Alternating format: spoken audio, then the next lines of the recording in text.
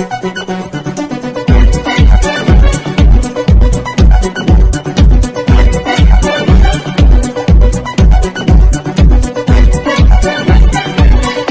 To BN9 news channel. మా లక్ష్యం ప్రజాపక్షం. రామదండ్రి స్మరణతో మారుమోగిన పాపకొల్లు శ్రీ భక్తాంజనేయ దేవస్థానం భక్త బృందం.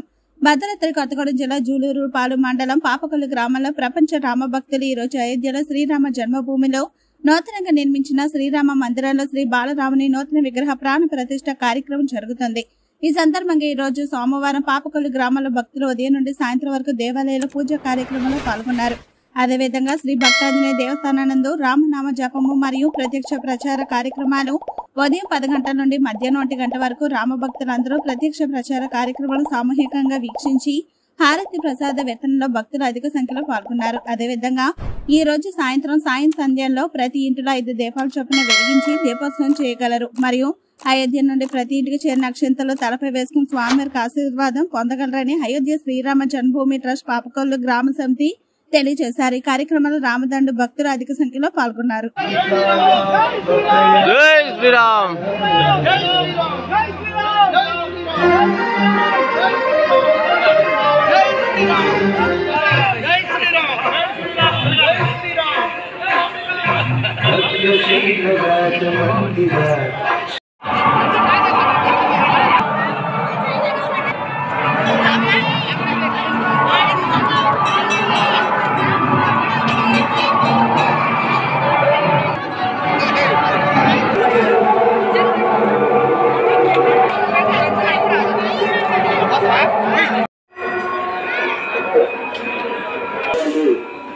ఈ కార్యక్రమానికి